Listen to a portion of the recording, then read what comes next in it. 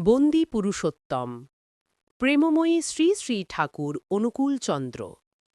এই চ্যানেলের মাধ্যমে প্রেমময়ী শ্রী শ্রী ঠাকুর অনুকূলচন্দ্রের অমূল্য গ্রন্থসমূহকে অডিও আকারে উপস্থাপন করা হচ্ছে।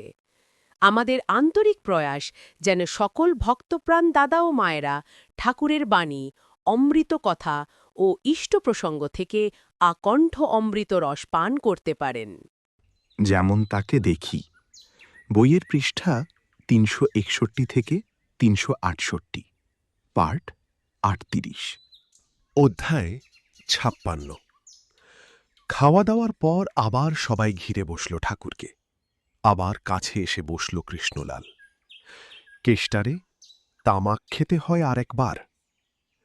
আবার তামাক সেজে নিয়ে এলো কৃষ্ণলাল। কৃষ্ণলালের মুখের দিকে তাকিয়ে একবার মুচকি হাসলেন ঠাকুর। দোকান খোলা আজ হল। আবার কথাবার্তা চলতে লাগল।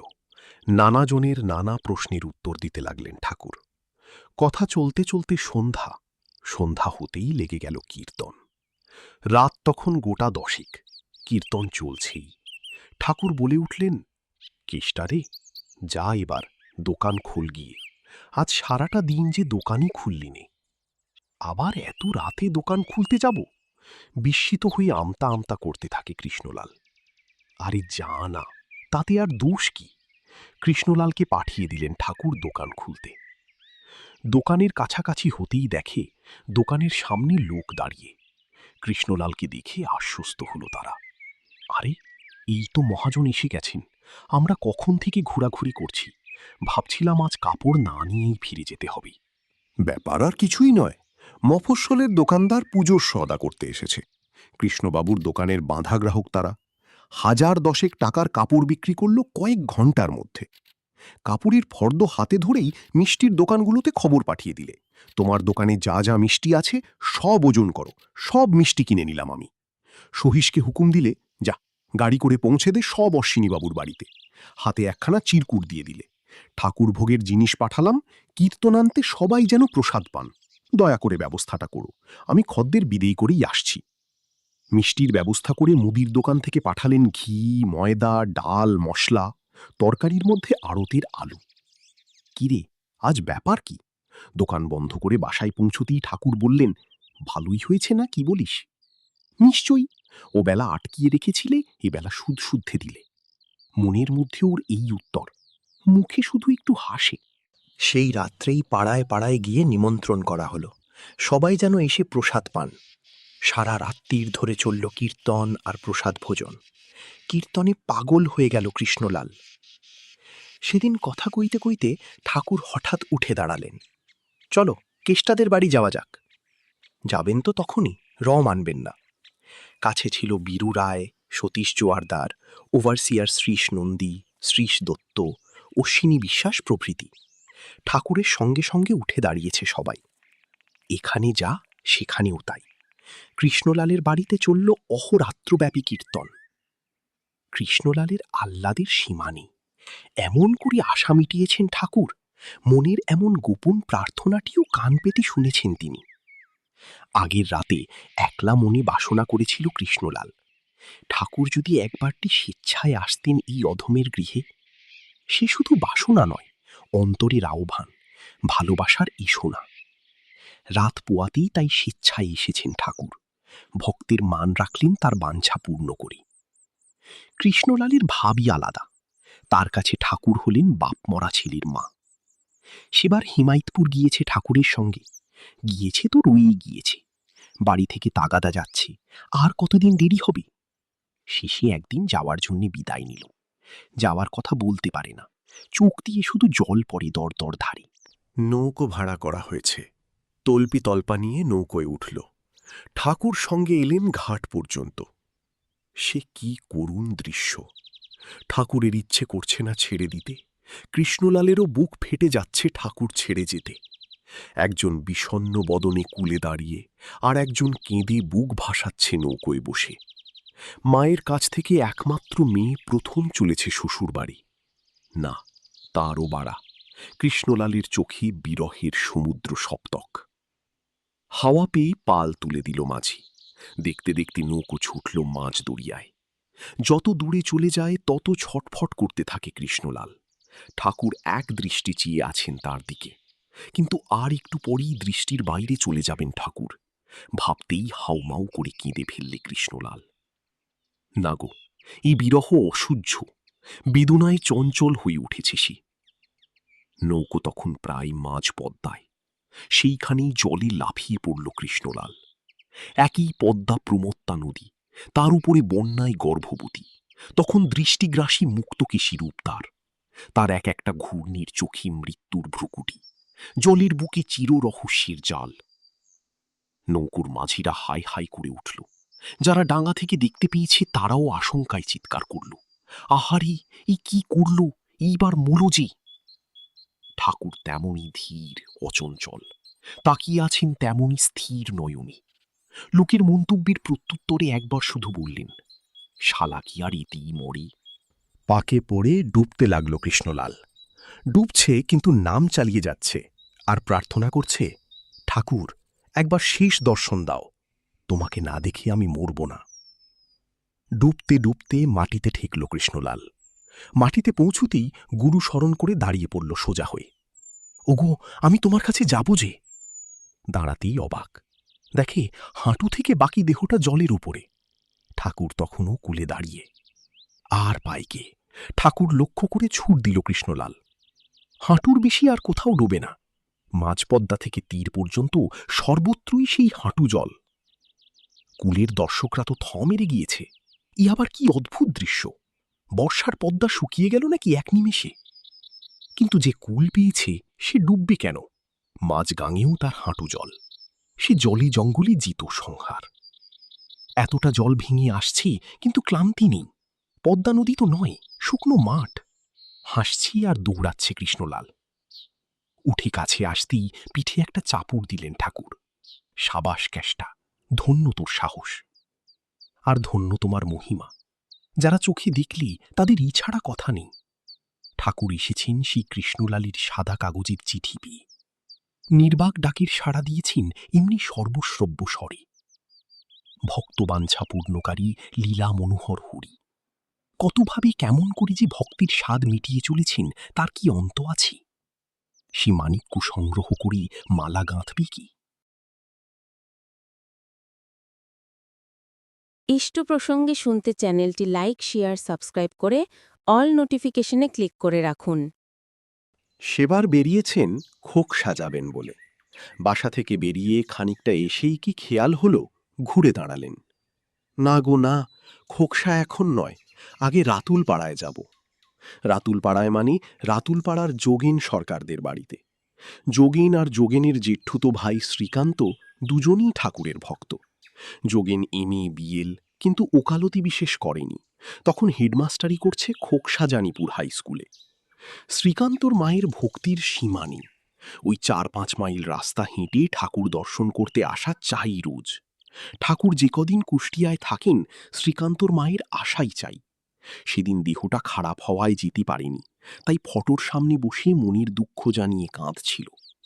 ঠাকুর, আজ যে আমার যাওয়া হলো না, আজ যে বরাতে তোমার দর্শন ঘটল না। এর মধ্যে উঠোন মারিয়ে ঘরের বারান্দায় গিয়ে উঠলেন ঠাকুর। ও মা, মারি, কনে গেলি? শ্রীকান্তর মাকে দেখা দিয়ে তবে যাবেন খোকসায়। সেই চিত্তগামী কৌমুদী কোমল বলিভুজ পুরুষ। আহ্লাদে আত্মসংযম করাই কঠিন হল কৃষ্ণলালের। ধন্য হল কুঞ্জ আর বসন্ত। পরদিন সোমবার, কাছারি আছে, সবাইকে ফিরতে হবে। উকিল মুক্তারদের একটু দেরি হলে ক্ষতি নেই, কিন্তু কর্মচারীদের পৌঁছতে হবে ঠিক সময় মতো। বেলা হয়ে গেল অনেকখানি, ঠাকুরের তবু উঠবার নাম নেই। শ্রীশদত্ত বাড়ি বাড়ি ঘুরি দেখে। 10টা হয়ে গেল কতক্ষণ। এখান থেকে হেঁটে যেতে হবে পুরো 3 মাইল। মাথা চুলকোতে চুলকোতে এসে বললে, আগে 11টায় হাজরি দিতে হবে। তা দিবেন? তা দেব, কিন্তু উঠবার জোগাড় কই? বিমূঢ়ের মতো এক পাশটিতে দাঁড়িয়ে মুখের দিকে তাকিয়ে রইল শ্রীশদত্ত। কি দেখছেন এর মধ্যে? কিসের মধ্যে কি দেখছে? ঠাকুরের মধ্যে? প্রশ্নটাই ঠিক বুঝে উঠতে পারল না শ্রীশচন্দ্র। তার উত্তর দেবে কি? চুপ করে রইল, কেমন থতমত খেয়ে। আরে ওই আয়নার মধ্যে? ঘরের দেওয়ালে টাঙান ছিল একখানা বড় আয়না। আয়নাখানার দিকে নজর টানলেন শ্রীশচন্দ্রের।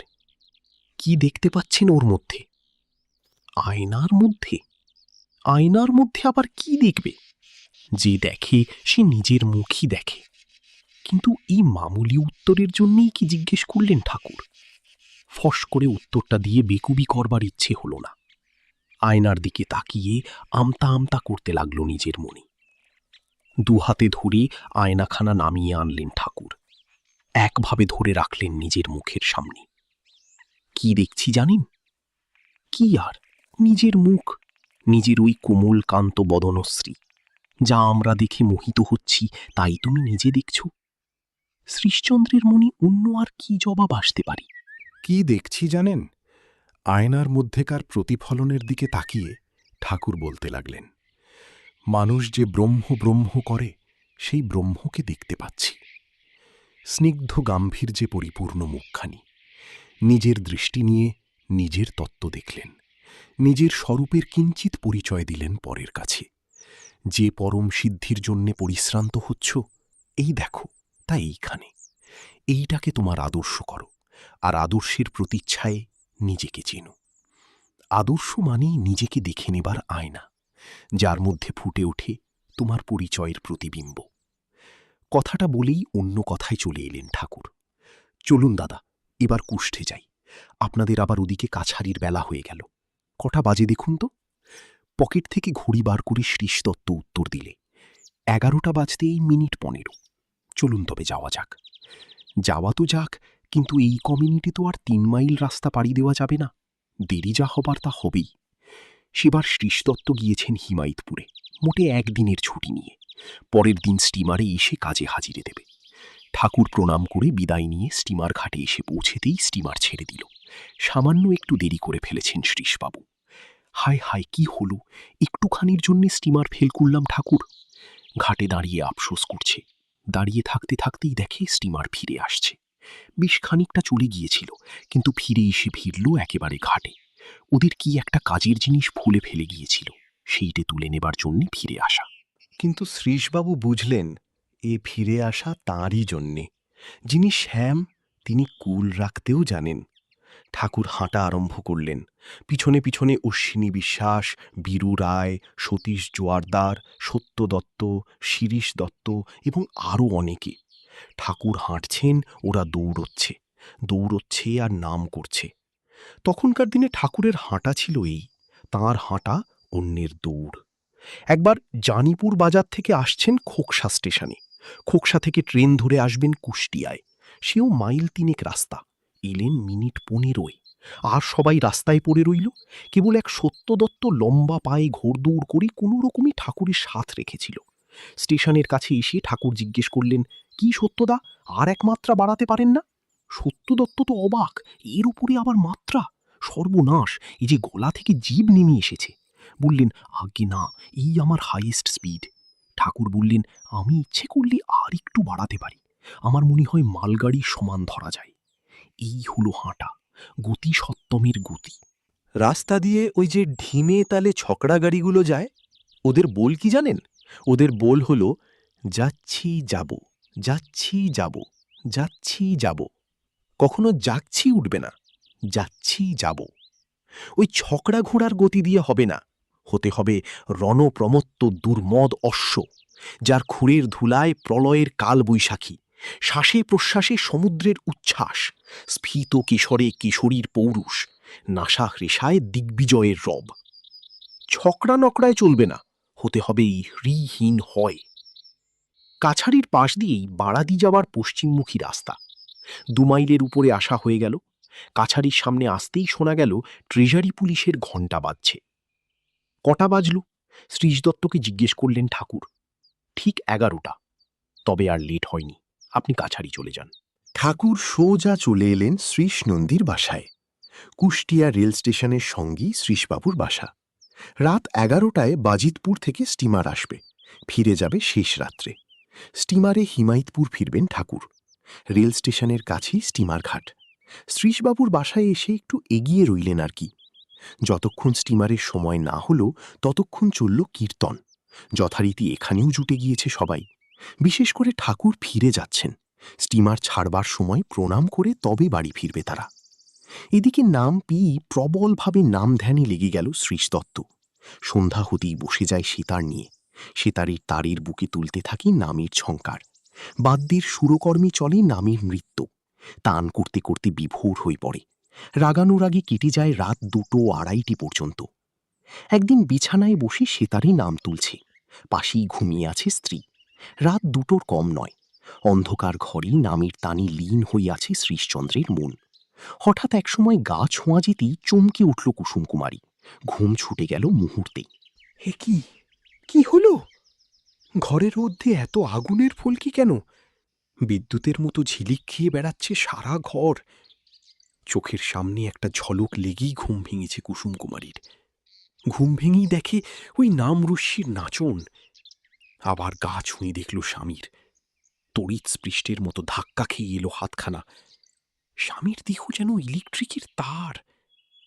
এ কি হলো তোমার? ভয় চেঁচালো কুসুম কুমারী। কই, কিছু তো না। কিন্তু না বললে কি চলে? তখনও জোনাকির মতো নেচে বেড়াচ্ছে আগুনের ফুলকিগুলো। মৃদু মৃদু টঙ্কার দিয়ে চলেছে তখনও হাতের আঙুল। বালিশের তলা থেকে দেশলাই বের করে আলো জ্বালল কুসুম কুমারী। দেখল নামামৃতের করুণাধারায় নিষিক্ত হয়ে আছে স্বামী।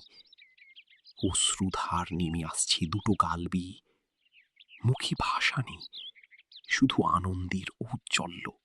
নিচের ডেসক্রিপশনে ঠাকুরের প্রতিটি গ্রন্থের ছোট ছোট অডিও ভিডিও ধারাবাহিকভাবে সংযোজিত হয়েছে ও নিয়মিত প্রকাশিত হচ্ছে। ভিডিওগুলিতে ক্লিক করে ঠাকুরের অমৃত রস শ্রবণ করতে পারেন। তাই চ্যানেলটি সাবস্ক্রাইব করুন, বেল আইকনে ক্লিক করে অল নোটিফিকেশন অন করুন। শেয়ার করে অন্য সকলকেও ঠাকুরের অমৃতবাণী শ্রবণের সুযোগ দিন। জয় গুরু।